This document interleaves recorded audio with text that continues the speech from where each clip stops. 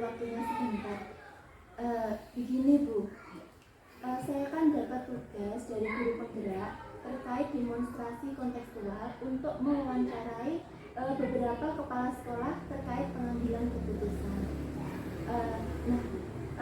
Selama Ibu menjadi kepala SDN Kedamri ini, adakah suatu masalah yang Ibu hadapi sebagai pemimpin di mana masalah itu menimbulkan dilema dalam penyelesaiannya? Jika ada, boleh nggak Ibu menceritakannya kepada saya beserta cara penyelesaiannya? Oke, terima kasih Mbak Puji sudah berkunjung di lembaga saya.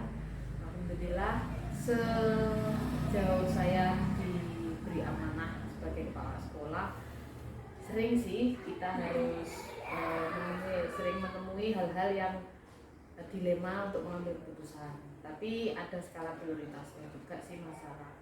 Seperti yang terbaru kemarin tentang zakat fitrah. Pilihannya kan uang sama bahan makanan pokok atau beras. Jadi kemarin itu rapat di mana enaknya menggunakan uang ataukah bahan makanan pokok beras. Jadi untuk mengambil keputusan biasanya saya pertimbangkan latar belakangnya, terus nanti kebermanfaatannya.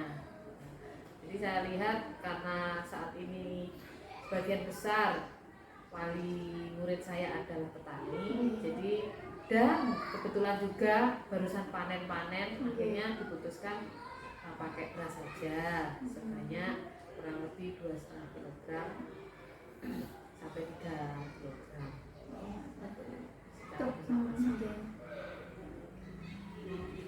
Keputusan yang sangat solutif sekali ya Bu. Begini, selama ini bagaimana Ibu dapat mengidentifikasi kasus-kasus yang merupakan dilema etika ataukah rujukan moral? Kalau cara saya mengidentifikasi kalau ada masalah gitu ya, kalau saya cenderung dari perubahan perilaku sih, baik itu pada anak maupun guru. Jadi saya itu kebiasaan suka keliling. Ya selain memonitoring KBM, tapi juga secara personal saya itu dekat dengan anak-anak dan bapak ibu guru, dan kebetulan kan termasuk SD kecil, jadi cukup dekat sih saya sama anak-anak. Jadi mengidentifikasinya satu dengan perubahan perilakunya. Jadi kok biasanya seperti ini, kok jadi seperti ini, ada apa? Itu kan juga bisa diobservasi, bisa dilihat dengan nyata itu. Terus dari kebiasaannya, perilakunya, kebiasaannya, terus sama nanti biasanya saya panggil secara personal kalau perasaan saya mengatakan ada yang nggak beres atau ada masalah, itu biasanya saya panggil secara personal, baik kepada anak maupun kepada ibu. Selama ini bagaimana Ibu menjalankan pengambilan keputusan di sekolah Ibu, terutama untuk kasus-kasus di mana ada dua kepentingan yang sama-sama benar atau sama-sama mengandung nilai kebajikan? Oh iya, kemarin itu yang barusan ya, yang barusan itu tentang ada satu orang teman guru yang beberapa kali sih datang terlambat, pulang lebih dulu. Pertamanya saya tidak tahu, terus cuma beberapa teman itu tanya kok anu, saya melihatnya kok datang belakangan gitu. Sebetulnya ya tidak telat amat, tapi tidak seperti dia biasanya. Maksudnya gitu. Saya biasanya untuk masalah kalau tidak terjadi terus menerus, saya biasanya cenderung sedikit bukan mengabaikan sih. Dilihat dulu dia itu kebiasaan atau memang insidental masalah itu terjadi. Maksudnya insidental itu saat itu aja, ataukah memang setiap hari atau kebiasaan setiap hari. Beberapa waktu terakhir saya lihat kok sering, akhirnya ya saya tanya, maksudnya saya panggil personal, karena kenapa? Ternyata setelah saya tanya, karena biasanya anaknya itu kan seorang PNS, ditugaskan di luar kota dan karena belum ada pembantu untuk mengasuh, akhirnya kan dititipkan ke beliaunya, dan otomatis beliaunya kan juga repot gitu, namanya juga bayi ya. Walaupun di rumah juga ada sih pengasuh, karena baru saja dapat pengasuh. Sama-sama berat. Di sekolah adalah kewajibannya, tanggung jawabnya, tapi di rumah kan juga punya tanggung jawab, karena saat itu belum ada pengasuh, jadi dia ya seperti seorang ibu lah, mendahulukan anaknya, bayinya, apalagi itu adalah darah dagingnya, cucunya yang pertama. Jadi sama-sama berat. Jadi ya kita akhirnya saya panggil dari hati ke hati, ya terus akhirnya alhamdulillah solusinya adalah dengan mencari pengasuh. Nah, alhamdulillah setelah kita ngobrol, kita diskusi, akhirnya dapat pengasuh. Gitu sih. Kalau saya untuk mengambil suatu keputusan cenderung lebih suka diskusi, komunikasi dua. Berarti itu kasus dilema etika gitu. Langkah-langkah atau prosedur seperti apa yang biasa Ibu lakukan selama ini? Kalau saya untuk mengambil keputusan, biasanya pertama adalah saya observasi dulu, saya amati dulu latar belakangnya apa. Terus kedua, kepribadiannya seperti apa. Apakah itu kebiasaan dia ataukah hanya insidental, itu tadi. Terus yang ketiga adalah skala prioritas. Maksudnya skala prioritas dari suatu masalah itu, ini termasuk masalah ringan, sedang atau berat. Gitu sih. Skala prioritas dari masalah. Lalu hal-hal apa saja yang selama ini Ibu anggap efektif dalam pengambilan keputusan pada kasus-kasus dilema etika? Kalau untuk dilema etika, saya cenderung lebih suka, nggak hanya dilema etika sih, dilema moral pun saya lebih suka komunikasi, ngobrol, diskusi. Jadi kalau masalahnya itu yang menyangkut pribadi itu, saya cenderung lebih suka ngobrol dari hati ke hati. Ngobrol, latar belakangnya apa. Semua masalah itu kan pasti ada latar belakangnya. Nah, apakah masalah itu bisa ditoleransi ataukah bagaimana, itu kan dari hasil kita ngobrol itu tadi. Ya diskusi, ngobrol untuk ambil keputusan bersama. Lebih enak gitu tadi saya. Lalu hal-hal apa saja yang selama ini merupakan tantangan dalam pengambilan keputusan pada kasus-kasus dilema etika? Kalau tantangannya yang paling sering itu sih memahamkan dari sebuah keputusan. Jadi kalau kita ambil keputusan, yang paling sederhana itu adalah kenapa keputusan itu diambil. Nah, memahamkan ke warga sekolah, terutama ke wali murid. Oh begini, kenapa kok seperti ini? Nah, itu memahamkan ke wali murid. Kenapa kok sedikit kendala? Karena wali murid itu kan backgroundnya macam-macam, dengan tingkat pendidikan yang beragam, dengan pemahaman yang beragam. Jadi saya lebih suka yaitu tadi ngobrol di paguyuban untuk memahamkan, oh di sekolah ada masalah seperti ini, kita ambil solusi seperti ini. Nah, negatifnya ini, positifnya ini. Jadi lebih suka ngobrol terus sama komunikasi. Lalu apakah ada Ibu memiliki sebuah tata cara atau jadwal tertentu dalam sebuah penyelesaian kasus dilema etika? Apakah Ibu langsung menyelesaikannya di tempat ataukah memiliki sebuah jadwal untuk menyelesaikannya? Bentuk atau prosedur yang seperti apa yang Ibu jalankan? Kalau tata kalanya, jadwal secara prioritas, karena masalah itu timbul kan juga kadang unpredictable itu tak terprediksi. Jadi saya cenderung itu tadi skala prioritas dari masalah. Jadi masalah ini termasuk kategori ringan, sedang atau berat. Kalau mungkin masalah itu ringan, biasanya ya langsung kita selesaikan. Contoh misalkan apa? ya kayak yang paling sederhana itu tadi masalah zakat itu kan bisa langsung diselesaikan. Tapi kalau yang menyangkut hal-hal berat, yang menyangkut keputusan, menyangkut orang yang lebih banyak, skala yang lebih banyak dan melibatkan orang banyak, biasanya saya lebih suka mendengarkan masukan dari teman-teman. Jadi tidak dari saya sendiri. Misalkan saya punya pemikiran seperti ini, saya juga menerima masukan dari teman-teman, kita ngobrol, kita rapat. Misalkan ada begini masukannya, terus saya punya pemikiran seperti ini, saya juga kalau untuk keputusan besar saya juga biasanya konsultasi atau sharing dengan teman-teman kepala sekolah yang lebih senior dengan pengawas. Gimana Pak ya sharing saya seperti itu.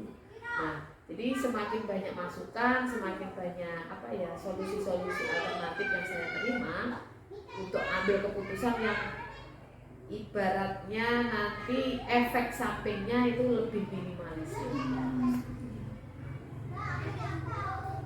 Adakah seseorang atau faktor-faktor apa yang selama ini mempermudah atau membantu ibu dalam pengambilan keputusan pada kasus-kasus dilema etika? Faktornya kalau faktor lingkungan, alhamdulillah lingkungan sekolah saya kondusif. Kalau seseorang dari secara personal, yaitu dari teman-teman keluarga sekolah, keluarga guru, maksudnya teman-teman guru. Saya juga sering komunikasi sama teman-teman kepala sekolah, senior-senior kepala sekolah, ya sharing, dan juga sama pengawas sebagai atasan dari kepala sekolah. Jadi, saya tipe orang yang suka ngobrol sama semua orang untuk suatu misalkan ada wacana apa, masalah apa, itu lebih suka diskusi, ngobrol, Diskusi. Pertanyaan terakhir Bu, dari semua hal yang telah Ibu sampaikan tadi, pembelajaran apa yang dapat Ibu petik dari pengalaman Ibu pengambilan keputusan pada kasus-kasus dilema etika? Untuk kasus dilema etika saya lebih suka bukan hanya dilema etika sih, saya tipe orang yang lebih suka mendengarkan dulu masukan, kritikan, apapun yang ada di sekitar saya dengarkan dulu, saya telaah, lalu kita ngobrol, diskusi.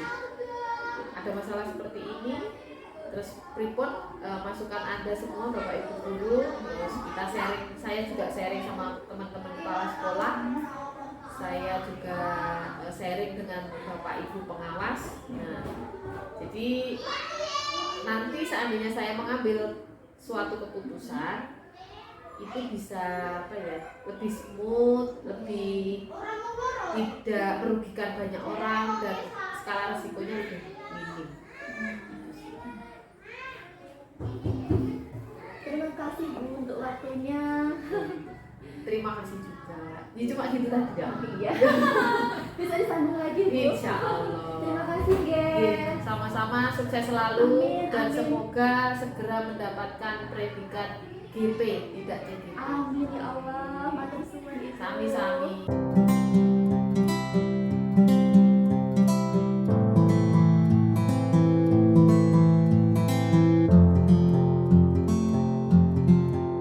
Assalamualaikum Bu Yun. Bagaimana kabarnya Bu? Waalaikumsalam, alhamdulillah sehat. Maaf Bu mengganggu waktu ini sebentar. Begini Bu, saya kan ada tugas wawancara beberapa kepala sekolah terkait tugas saya diberikan tentang praktik pengambilan keputusan. Bolehkah saya mengajukan beberapa pertanyaan Pak? Iya, silakan.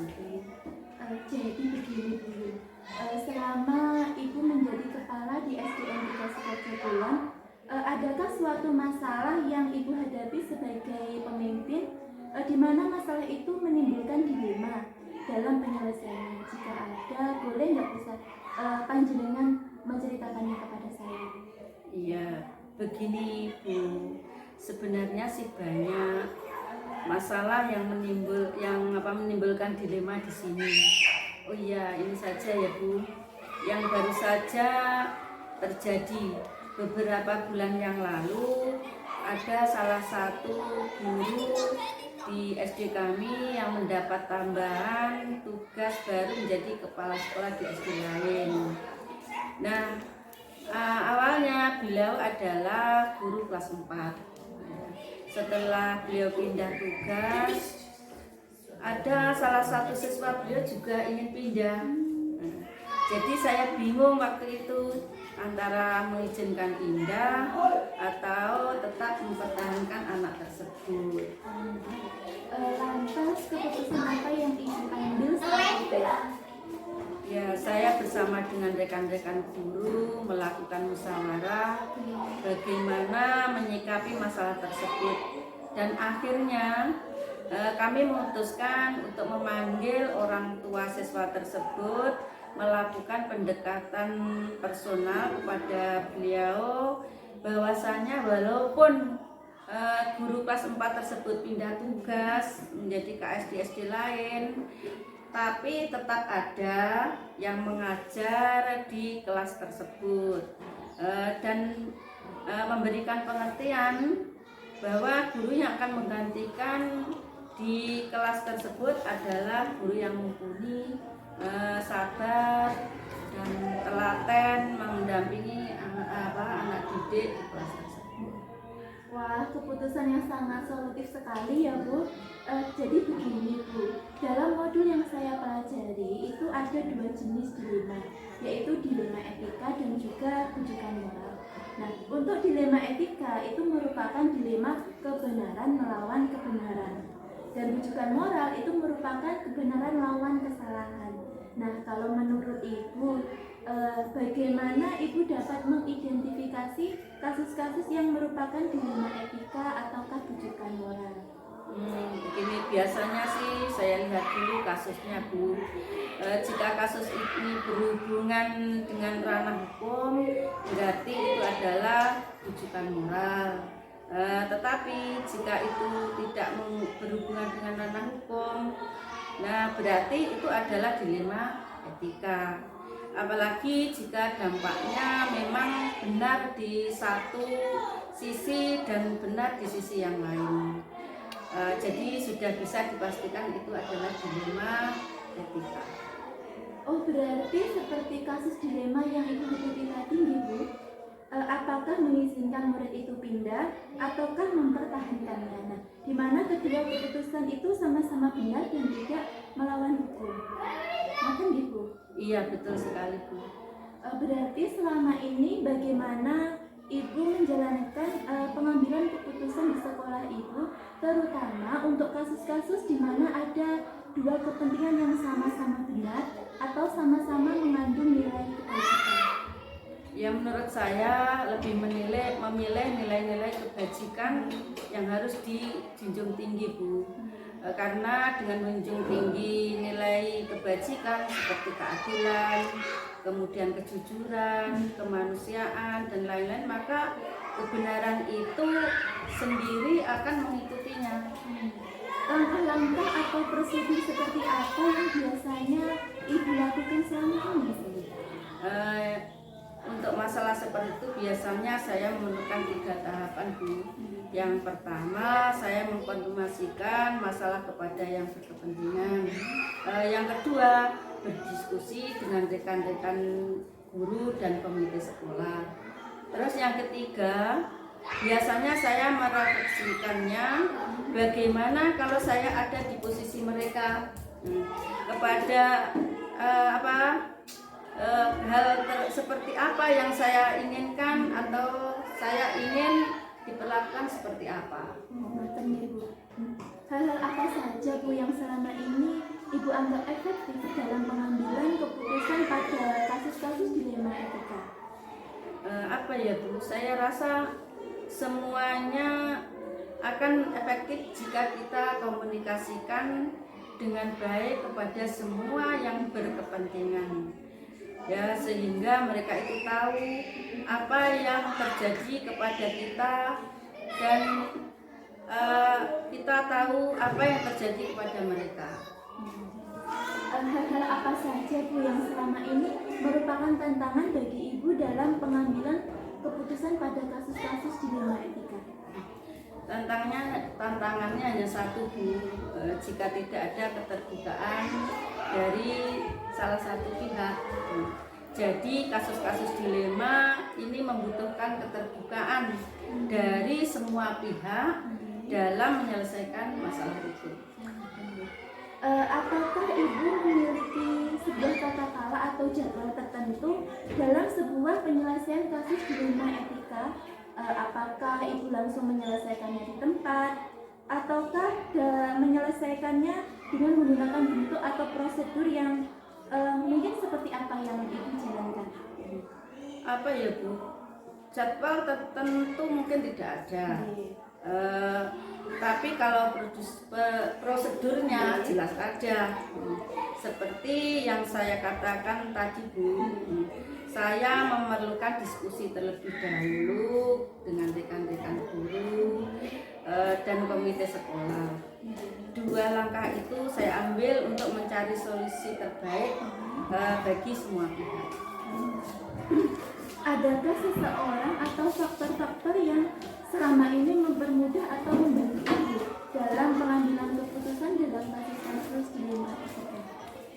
Tentu ada Bu, yaitu rekan-rekan di lembaga saya. Kalau di SD itu tidak ada wakil kepala sekolah. Jadi setiap ada kasus dilema etika, ya rekan-rekan guru yang saya ajak untuk berdiskusi dan juga komite sekolah. Pertanyaan terakhir, dari semua hal yang telah Ibu sampaikan tadi, pembelajaran apa yang dapat Ibu petik dari pengalaman Ibu dalam pengambilan keputusan pada dilema-dilema etika? Ya, intinya kita harus selalu membangun jaringan komunikasi yang baik dengan banyak pihak. Ya. Kita harus juga membangun rasa empati kepada orang yang bekerja sama dengan kita. Dengan demikian, kerjasama kita dalam mewujudkan pendidikan yang baik dan menyenangkan bagi murid itu dapat terwujud. Mungkin seperti itu Bu. Terima kasih banyak Bu atas waktunya. Maaf mengganggu. Tidak apa-apa. Sampai ketemu lagi.